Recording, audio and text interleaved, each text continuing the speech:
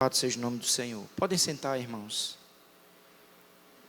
Eu quero convidá-los a abrir as suas Bíblias no texto que se encontra em João, no capítulo de número 16.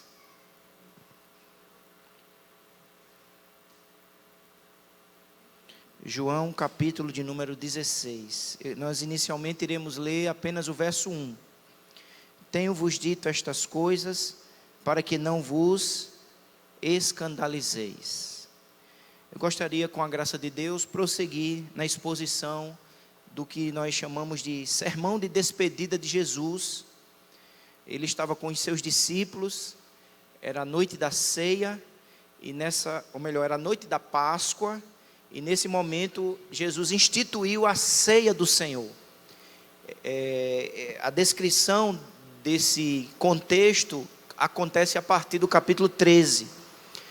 Ele lava os pés dos discípulos e depois desse ato ele começa então a ministrar o coração dos discípulos. E há um clima de muito medo, porque Jesus afirma que morrerá. Ele anuncia que um dos discípulos o trairá, outros abandonarão. Então há um clima de muito medo, de muitas incertezas. E Jesus passa então a aproveitar esse momento para trazer uma palavra de encorajamento aos discípulos. Por isso que o sermão de despedida, ele começa no capítulo 14 e termina no capítulo 16. E ele encerra o momento com uma oração que está registrada no capítulo 17, a oração sacerdotal. O capítulo 14, Jesus então começa o sermão dizendo assim: não se turbe o vosso coração, não temam, não se desanimem, não entrem em pânico, apesar das más notícias, apesar dos sentimentos, que muitas vezes querem, sentimentos negativos, de medo, de pavor, que querem dominar o nosso coração. Não tenham medo. Então ele começa a trazer palavra de encorajamento. Isso acontece no capítulo 14, como nós vimos em outra oportunidade, você pode depois ler. Jesus encoraja os seus discípulos. Ele prossegue falando no capítulo 15, que quem eles são? Discípulos, ramos frutíferos, foram limpos, escolhidos, separados para frutificar, apesar do contexto, apesar das lutas, apesar das dificuldades, somos o que somos pela graça de Deus, ramos frutíferos, recebemos do Senhor vida para frutificarmos para a glória do nome do Senhor. E o sermão então, ele encerra no capítulo de número 16. E esse capítulo Jesus continua encorajando os seus discípulos. Ele havia dito no capítulo 15, conforme nós vimos hoje pela manhã, que os discípulos frutificariam em oração, frutificariam em amor, frutificariam em alegria e frutificariam no testemunho. Apesar do contexto, Jesus vai descrevendo esse contexto, como nós vimos, um contexto de oposição, de ódio, de perseguição, mas Deus nos concede promessas, irmãos, e Deus nos capacita a cumprir a promessa que Ele nos dá, frutificando mesmo em meio às dificuldades. Foi o que Ele disse no final do capítulo 15, que os discípulos testemunhariam, eles cumpririam a missão, eles seriam usados poderosamente por Deus, mesmo num ambiente difícil, e eles frutificariam acima de tudo, porque receberiam do Senhor o Espírito Santo. É o Espírito Santo de Deus em nós que nos capacita a frutificar. O segredo da nossa vida não está em nós mesmos. A certeza da frutificação e da vitória que desfrutamos não está em nós mesmos, mas está no Deus ao qual servimos e no seu Espírito que em nós habita e opera. Jesus consola os seus discípulos atemorizados, amedrontados, dizendo: não se turbe o vosso coração, o Espírito Santo é dado a nós, e no poder do Espírito frutificaremos. No capítulo 16, ele passa a lembrar desse contexto. Jesus ele é bastante realista, ele não nega a realidade da vida. Ele não cria uma espécie de Disneylândia espiritual. Não, ele apresenta um quadro de realidade, de lutas e de dificuldades, mas ao mesmo tempo ele diz: não se escandalizem. A palavra que está no versículo de número 1: tenho-vos dito estas coisas para que vocês não se escandalizem, não se surpreendam, não caiam em uma armadilha, não tropecem, não venham a apostatar. Essa é a palavra, esse é o significado da palavra, não se escandalizem. Então ele passa do verso 1 ao verso 6, apresentar esse contexto em que a igreja enfrenta dificuldades. Veja, leia comigo por favor, os versos de 2 a 6. Eles vos expulsarão das sinagogas, mas vem a hora em que todo o que vos matar julgará com isso tributar culto a Deus. Veja o que Jesus diz: vocês serão expulsos, alguns de vocês serão martirizados, e aqueles que os matarem julgarão que estão fazendo a vontade de Deus. Um exemplo dessa realidade foi o apóstolo Paulo antes de se converter. Ele perseguia a igreja como um animal feroz, ele queria destruir a igreja do Senhor. Paulo, antes de se converter, ele acreditava que estava fazendo a vontade de Deus. Jesus então revela essa realidade de perseguição, de martírio, de lutas. Verso 3: isto farão porque não conhecem o Pai, nem a mim. Eles perseguem porque não têm um conhecimento de Cristo. Verso 4: ora, estas coisas vos tenho dito, para que quando a hora chegar, vos recordeis de que eu vos disse. Não vos disse desde o princípio, porque eu estava convosco. Então Jesus estava preparando os discípulos. Agora Jesus está preparando os discípulos de maneira direta a respeito de que, sobre as dificuldades que eles enfrentarão e estão logo à frente deles. No verso 5 ele diz: mas agora vou para junto daquele que me enviou, e nenhum de vós me pergunta: para onde vais? Eles não perguntam mais: para onde vais? Jesus os censura porque não perguntam sobre esse estado de exaltação que Jesus assumirá. Eles não estão fazendo as perguntas certas. Eles não estão, de fato, compreendendo espiritualmente aquela situação. E aí Jesus mostra-nos o porquê no verso 6. Pelo contrário, porque vos tenho dito estas coisas, a tristeza encheu o vosso coração. Que coisas o Senhor tinha dito? O contexto que eles enfrentariam. Haveria ódio, oposição, perseguição e até martírio. Jesus estava descrevendo essa realidade, de maneira que ao falar estas coisas, eles se entristeceram. Eles estão tristes, os discípulos estão tristes por causa das notícias, por causa da realidade.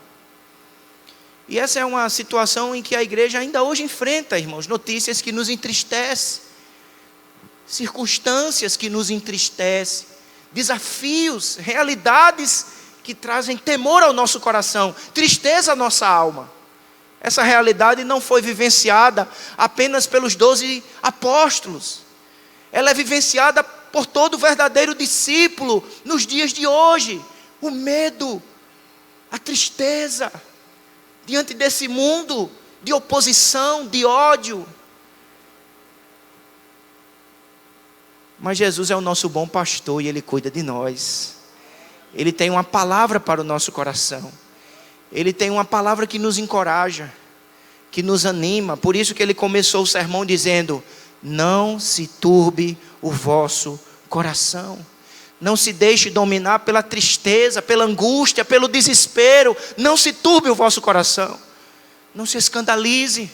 Não tropece. Mantenha-se firme, constante, frutificando para a glória de Deus. E portanto, amados, mais uma vez, a partir do versículo 7, Jesus apresenta verdades encorajadoras, o que é capaz de fazer com que vençamos a tristeza que enche o nosso coração. Como vencer a tristeza, como vencer a angústia. E aí Jesus vai apresentar algumas verdades encorajadoras e que nessa noite o Espírito Santo de Deus aplique no meu e no seu coração esta palavra.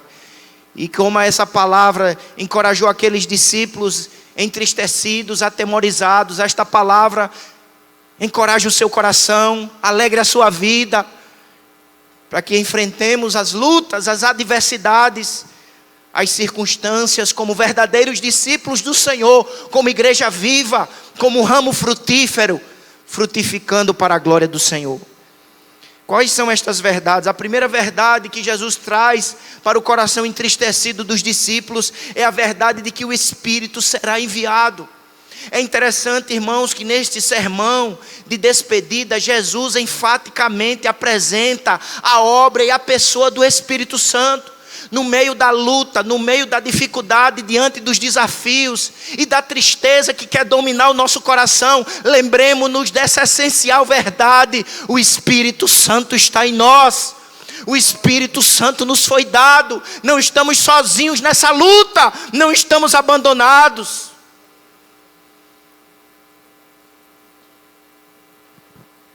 Veja o que diz o verso 6, o final: a tristeza encheu o vosso coração. Você pode repetir comigo essa frase? A tristeza encheu o vosso coração. Então, dentro dessa tristeza, dentro desse coração cheio de tristeza, Jesus ministra uma palavra de verdade, uma palavra de encorajamento. No verso 7 até o versículo 15, Jesus diz: mas eu vos digo a verdade, convém que eu vá, porque se eu não for, o Consolador não virá para vós outros. Se porém eu for, eu vos enviarei. Não se turbe o vosso coração, não enche o seu coração de tristeza. Jesus está dizendo: eu preciso ir para o Pai. É bom que eu vá para o Pai. A ida de Cristo ao Pai, irmãos, é a coroação de seu ministério.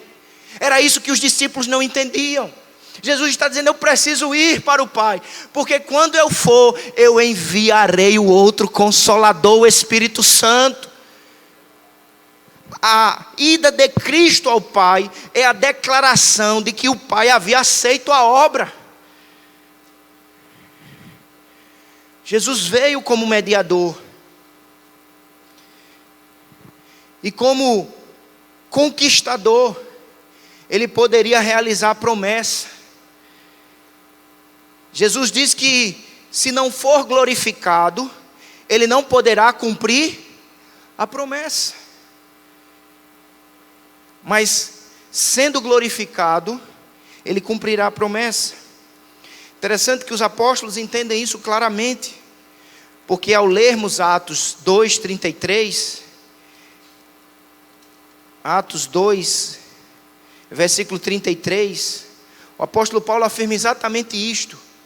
No dia de Pentecostes, quando o Espírito Santo foi dado à igreja, Pedro diz assim, Atos 2:33, exaltado pois à destra de Deus, tendo recebido do Pai a promessa do Espírito Santo, derramou isto que vedes e ouvis. É isso que Jesus está dizendo no sermão registrado em João capítulo 16, é necessário que eu vá, porque a minha ida é a coroação do meu ministério, é a declaração que o Pai aceitou, é a certeza plena que a obra foi cumprida, a obra foi realizada, a promessa pode ser concretizada, o Espírito pode ser enviado. Voltemos para João capítulo 16. Convém que eu vá, e indo eu enviarei o Espírito Santo. Do verso 8 até o versículo 15, Jesus então passa a falar do ministério do Espírito Santo. Ele vai falar do ministério do Espírito Santo na dimensão do mundo, ou seja, o Espírito Santo estará atuando sobre a humanidade, mas especificamente o Espírito Santo estará atuando sobre a igreja, sobre a vida dos discípulos e primordialmente naquele instante sobre a vida dos apóstolos. Observe o verso 8. Quando ele vier, aqui é o Espírito, o Consolador citado no verso 7, convencerá o mundo do pecado, da justiça e do juízo. Então ele vai falar aqui do ministério do Espírito Santo agindo no mundo inteiro. De que maneira? Em primeiro lugar, o Espírito Santo mostrará que o mundo está em pecado, em condenação. Ele diz isso. Quando ele vier, convencerá o mundo do pecado. Agora leia o verso 9. Do pecado, porque não creem em mim. Então o Espírito Santo convencerá o mundo desse estado de condenação, de rejeição a Cristo. Mas ao mesmo tempo, o Espírito Santo é capaz de convencer o homem da justiça. Que justiça é essa? A justiça que é encontrada somente em Jesus. Portanto, a ação do Espírito é promover convicção ao homem, para que ele perceba o seu estado de queda, de pecado, de rebelião contra o Senhor. Mas ao mesmo tempo, este Espírito que é capaz de convencer o homem do pecado, é capaz também de convencer o homem de que em Jesus há justiça, de que em Jesus há salvação, de que em Jesus há perdão de pecados. Da justiça, porque vou para o Pai e não me vereis mais. Do juízo, porque o príncipe desse mundo está julgado. É isso que ele está dizendo. Vocês testemunharão, vocês frutificarão, vocês cumprirão a missão, mas não encha seu coração de tristeza, porque vocês não estarão sozinhos. O Espírito Santo operará, e pessoas, seres humanos serão convencidos pelo Espírito Santo de seu estado de pecado, de queda, mas esse mesmo Espírito levará estas pessoas a perceber que em Jesus há salvação, há perdão de pecados e a vida verdadeira. E estes indivíduos perceberão que em Cristo Jesus, aquele que nos perdoa e justifica, nós somos libertos da condenação vindoura, da ira vindoura. Amém, igreja? Esse convencimento operou na sua vida. Um dia nós fomos convencidos do pecado, mas um dia também nós fomos convencidos de que em Jesus há justiça, há salvação, há esperança. Um comentarista bíblico, comentando esse trecho, ele diz assim: em suma, fica evidente que, por meio da pregação do Evangelho, o Espírito Santo auxilia a igreja, e que ele faz isso convencendo o mundo de seu próprio pecado, por não crer em Cristo, da justiça de Cristo, por sua ida para o Pai, é completamente demonstrada, e do juízo divino contra o príncipe deste mundo. Ou seja, a igreja, no cumprimento do seu testemunho, na realização da sua missão, na pregação, neste contexto difícil, ela é chamada à frutificação, acima de tudo, porque ela tem o auxílio do Espírito Santo. Louvado seja o nome do Senhor. Ele continua falando do ministério do Espírito Santo, no verso 12 ao 15, mostrando que o Espírito Santo, no verso 12, tenho ainda muito o que vos dizer, mas vós não o podeis suportar agora. Quando vier, porém, o Espírito da verdade, ele vos guiará a toda a verdade, porque não falará por si mesmo, mas dirá tudo o que tiver ouvido e vos anunciará as coisas que hão de vir. Jesus enfatiza a pessoa do Espírito e a obra do Espírito. Ele convencerá, ele vos auxiliará. Não se entristeçam, não se desanimem. A presença do Espírito é dada a nós por Cristo Jesus. Louvado seja o nome do Senhor. No poder do Espírito, cumpriremos a missão, pregaremos, vidas serão libertas, convencidas do pecado, salvas pela graça, no poder do Espírito seremos guiados à verdade, e a verdade é Cristo, é a sua palavra. Louvado seja o nome do Senhor. Amados irmãos, que o Espírito Santo ilumina nossa mente, transforma o nosso coração e nos capacita a compreender espiritualmente a mensagem do Senhor, as verdades eternas reveladas a nós. Fomos guiados à verdade, encontramos a verdade, cremos na verdade, perseveramos em seguir a verdade, e a verdade é Cristo, é o seu Evangelho, é a sua palavra, e tudo isso temos, não por nossos próprios méritos, não por nossa própria força, mas por causa da ação do Espírito Santo em nós. Não encha seu coração de tristeza, de desânimo, de angústia. O Espírito Santo nos foi dado, e no poder do Espírito nós somos mais do que vencedores. Temos a verdade que nos guia. Verso 14, ele ainda fala da obra do Espírito. Ele me glorificará, porque há de receber do que é meu, e vou-lo há de anunciar. É uma clara descrição da Santíssima Trindade. Verso 15, tudo quanto o Pai me tem, tudo quanto o Pai tem é meu. Por isso é que vos disse que há de receber do que é meu, e vou-lo há de anunciar. O que é do Pai é do Filho, e o que vem do Espírito vem do Pai e vem do Filho, porque são três pessoas, mas uma só substância divina, uma só essência. O Espírito nos dá o que vem de Deus, porque através do Espírito desfrutamos as bênçãos da graça de Deus em Cristo Jesus. Vamos dar um pulinho, porque os versos 23 faz correspondência com os versos 12 a 15. Ele diz assim: naquele dia nada me perguntareis. Que dia é esse, irmãos? No dia em que o Espírito Santo foi concedido à igreja. Naquele dia, ou seja, o Espírito foi dado, o Espírito iluminou os apóstolos para compreenderem o mistério revelado. Foi iluminados pelo Espírito que os apóstolos escreveram as epístolas. O que temos na Bíblia não é mero opinião de homens, irmãos, é revelação dada pelo Espírito Santo à igreja, por intermédio dos apóstolos. Jesus está dizendo isso: Ele me glorificará, Ele fará com que vocês lembrem das verdades que eu vos anunciei. Veja, verso 23, naquele dia nada me perguntareis. Veja o verso 25, estas coisas os tenho dito por meio de figuras. Vem a hora em que não vos falarei por meio de comparações, mas vos falarei claramente a respeito do Pai. Que dia foi esse que as coisas se tornaram claras? No dia que o Espírito Santo foi dado, que iluminou a mente e o coração dos apóstolos, e eles registraram as verdades eternas de Deus nas Escrituras. E através da palavra de Deus, nós temos um conhecimento verdadeiro dos atributos de Deus, do ser de Deus, das bênçãos de Deus.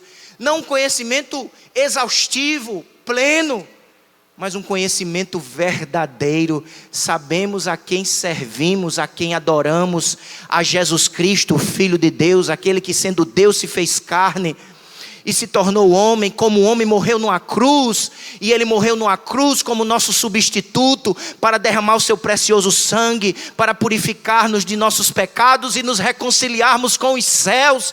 Todas estas verdades foram dadas a nós pelo Espírito Santo de Deus, por intermédio dos apóstolos iluminados pelo Senhor. Essa é a primeira verdade. Temos a presença do Espírito, a assistência do Espírito, que nos fortalece a cada dia. Não deixe que o seu coração seja dominado pela tristeza. Lembre-se, você é templo do Espírito Santo. Diga amém. Mas em segundo lugar, a segunda verdade que Jesus apresenta àqueles discípulos entristecidos é de que Ele ressuscitará dentre os mortos. Veja o versículo 16: um pouco e não me vereis, outra vez um pouco e ver-me-eis. Ele diz: daqui a algumas horas estarei morto numa cruz e serei sepultado, e vocês não me verão. Um pouco e vocês não me verão, outra vez um pouco, e o quê? E ver-me-eis. A língua portuguesa é uma maravilha, né? E ver-me-eis. Eu serei sepultado, sim, eu morrerei. E como prova de que de fato eu morri, eu serei sepultado, porque a gente só sepulta quem a gente tem absoluta certeza que está morto. E Jesus estava absolutamente morto, por isso que foi sepultado. Mas ao terceiro dia ele ressuscitou em glória. Ele foi visto, ele foi tocado, ele compartilhou de refeições. Que o seu coração não seja dominado pelo medo, pela tristeza. Você serve a Jesus, o ressuscitado, o que foi visto, contemplado. Nós não servimos a um ídolo morto, a um Cristo derrotado. Nós servimos a um Cristo vivo. Ele foi visto, não meramente como morto, mas como aquele que venceu a morte. Vocês me verão. Dentro desse contexto, irmãos, a expressão ver-me-eis, ela pode ter 3 implicações. Jesus está dizendo: ver-me-eis, vocês vão me ver, porque eu ressuscitarei, eu venci a morte. Jesus, irmãos, garante a restauração de todas as coisas, a vitória sobre todo o mal. O mais terrível dos inimigos, a morte, foi vencida por Jesus. O pecado foi vencido por Jesus. O diabo foi vencido por Jesus. Ver-me-eis aponta para a ressurreição. Mas ver-me-eis, dentro desse contexto que ele enfaticamente está falando do Espírito Santo, significa também o Pentecostes. Vocês me verão. E nesse sentido há uma vinda de Jesus, não física, não corpórea, mas há uma vinda de Jesus espiritual. A presença de Jesus está em nós pelo Espírito Santo que nos foi dado. Vocês me verão. Através do meu Espírito Santo eu continuarei operando, fazendo, salvando, ensinando, manifestando a minha presença, o meu poder, sustentando a minha igreja, guardando o meu povo. Mas, em terceiro lugar, esse verbo ver, né? Ver-me-eis, aponta para uma terceira realidade. Porque a primeira e a segunda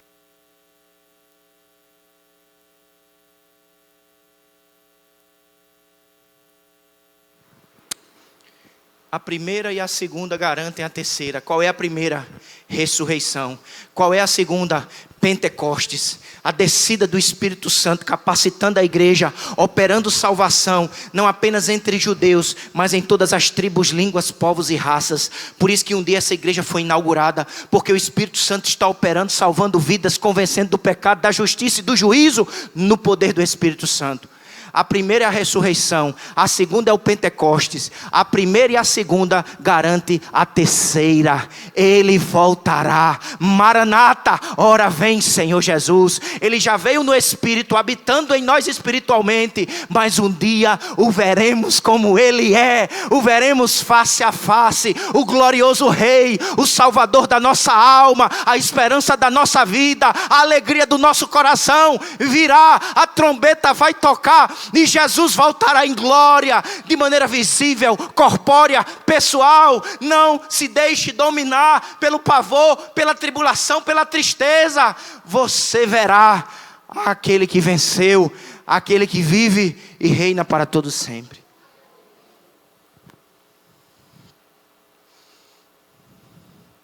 Há um diálogo aqui entre os discípulos de Jesus, porque eles não estão entendendo. E a gente tem dificuldade de entender as verdades espirituais. E eles ficam falando: ver-me-eis. O que é isso? Ver-me-eis. Veja o diálogo. Verso 17. Então alguns dos discípulos disseram uns aos outros: que venha a ser isto que nos diz? Um pouco, e não mais vivereis. Outra vez um pouco, e ver-me-eis, e vou para o Pai. Diziam, pois, que venha a ser esse um pouco? Não compreendemos o que quer dizer.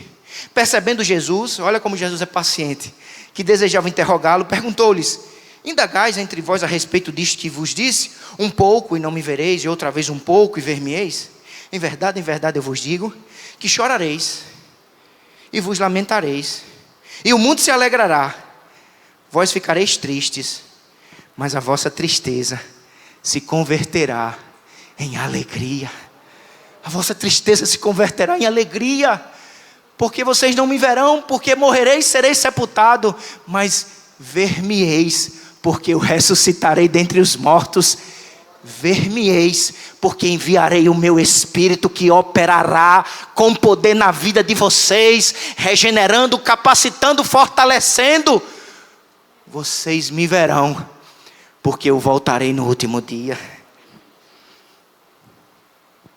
Ele usa uma metáfora aqui, verso 21. A mulher, quando está para dar à luz, tem tristeza, porque a sua hora é chegada. Mas, depois de nascido o menino, já não se lembra da aflição pelo prazer que tem de ter nascido ao mundo o homem. Assim também agora, vós tendes tristeza, mas outra vez vos verei. O vosso coração se alegrará, e a vossa alegria ninguém poderá tirar. Alegria indestrutível, alegria inabalável, alegria fundamentada no ressuscitado. Há lutas, há dificuldades, mas nós servimos a um Cristo vitorioso. Esse é o fundamento da nossa alegria. Mas em terceiro lugar, irmãos, Jesus diz: aqueles atribulados discípulos, não se deixem dominar pela tristeza, não se turbe o vosso coração, o Espírito Santo será dado, eu ressuscitarei dentre os mortos, as orações serão respondidas. Jesus fala de oração no versículo 23, na parte B. Em verdade vos digo, se pedirdes alguma coisa ao Pai, Ele vos-la concederá em meu nome. No verso 24, até agora nada tendes pedido em meu nome, pedi e recebereis, para que a vossa alegria seja completa. Irmãos, nós servimos a um Deus vivo. Vale a pena clamar ao Senhor. Buscar-me-eis e me achareis, quando me buscardes de todo o vosso coração. Há promessas maravilhosas a respeito do clamor. Clama a mim e responder-te-ei, e anunciar-te-ei coisas grandes e firmes que não sabes. Nós servimos a um Cristo vivo, irmãos, e Jesus aqui enfatiza o nome dele, ou seja, o que nos dá acesso à presença do Pai. Não são os nossos méritos, os sacrifícios que fazemos, as obras que realizamos. O que nos dá acesso à presença do Pai é o nome de Jesus, os méritos de Jesus. Por causa de Cristo, não é a nossa força, a excelência da nossa vida, é o nome de Jesus. Somos pecadores, falhos, fracos, mas mesmo sendo quem nós somos, nós temos um Salvador poderoso e garantidor do acesso à presença de Deus. É em nome de Jesus que temos acesso à presença do Pai, e diante do Pai podemos abrir o nosso coração e colocar diante dele as nossas angústias, tristezas, medos e petições, na certeza de que temos um Deus que não é meramente uma força distante, é um Pai bondoso que se revela para nós com o seu Espírito e a sua palavra, e Ele faz segundo lhe apraz. Orar é confiar no Pai, orar é entregar nas mãos do Pai, orar é confiar na sua sabedoria, soberania.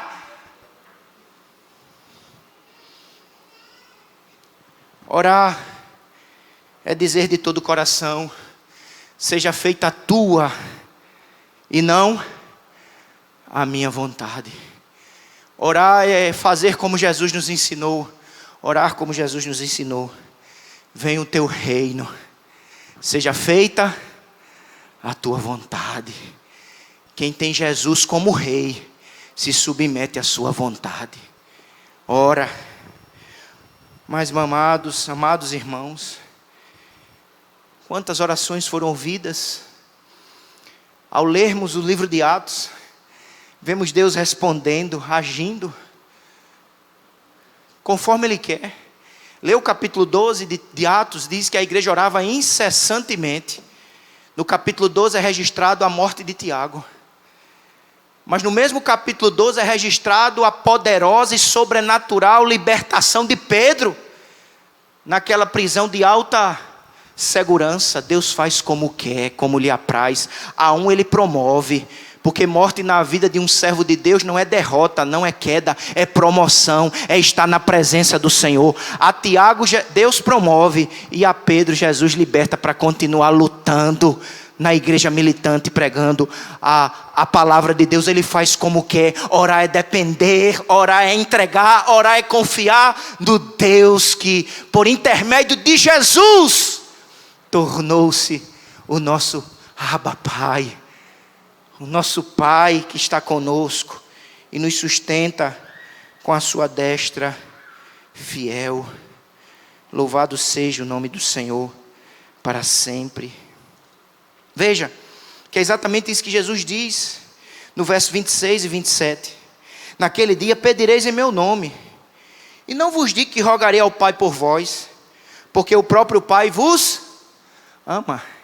Jesus está dizendo, eu não vou ficar tipo assim, Deus, por favor, entrega a eles a bênção.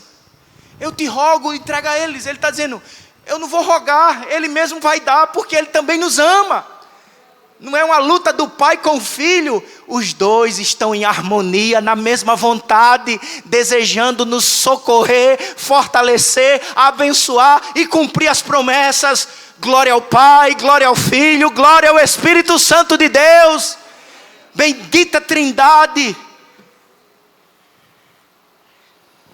Porque o próprio Pai vos ama, visto que me tendes amado, verso 27, e tendes crido que eu vim da parte de Deus.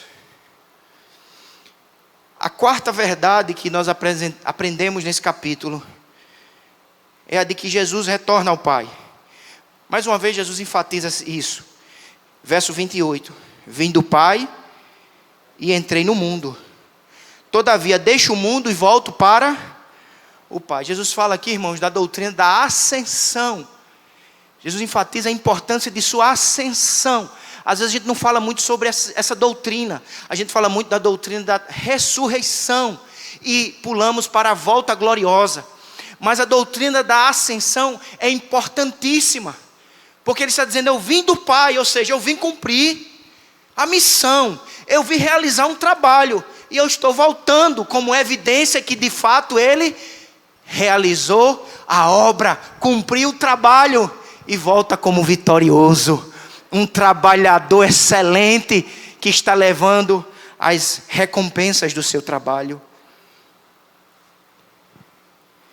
Por isso que ele enfatiza isso como um elemento de encorajamento.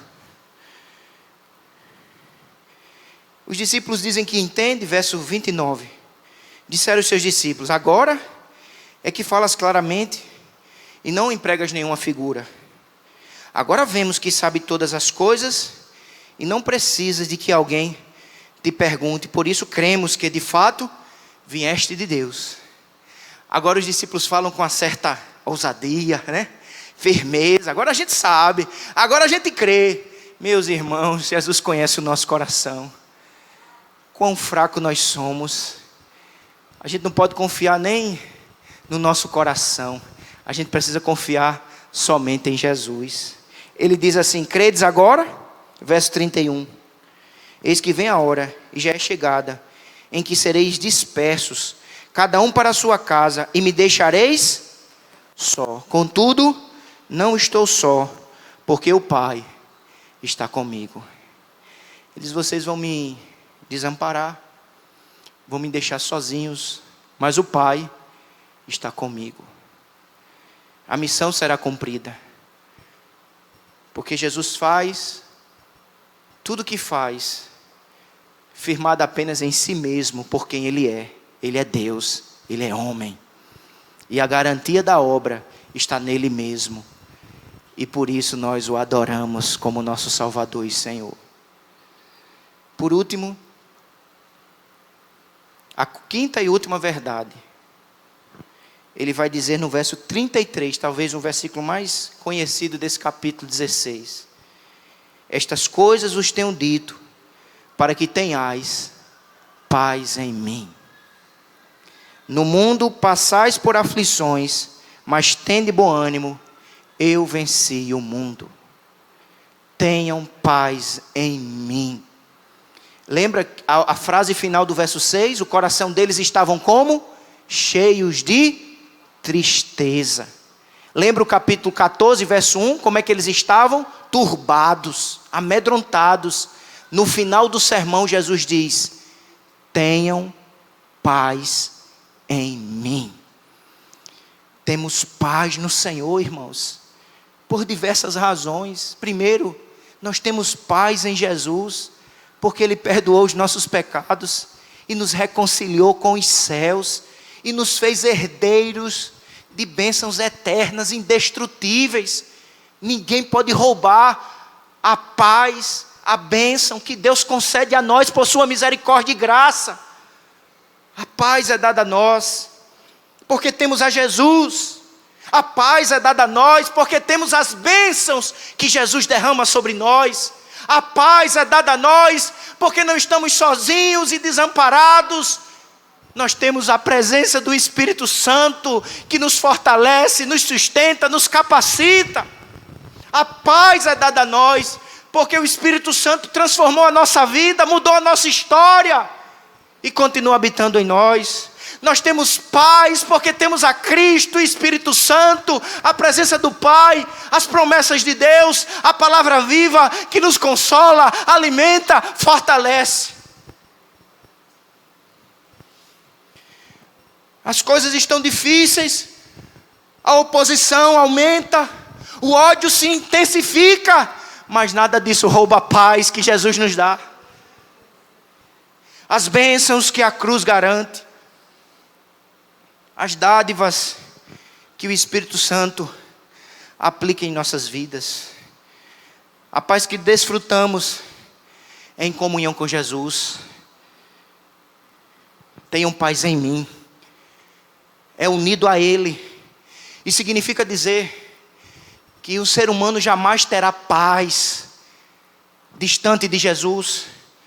Você pode ter muitas coisas que esse mundo oferece: dinheiro, fama, amigos, bens materiais, mas só desfruta de paz quem está ligado a Jesus pela fé.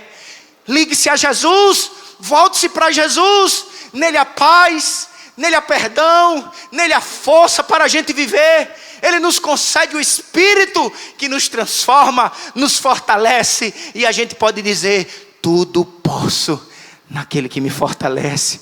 Eu posso perseverar na fé, eu posso vencer o pecado, eu posso viver uma vida diferente para a glória do nome do Senhor. É unido a Ele. Sem comunhão com Jesus não há paz verdadeira. Tenham paz.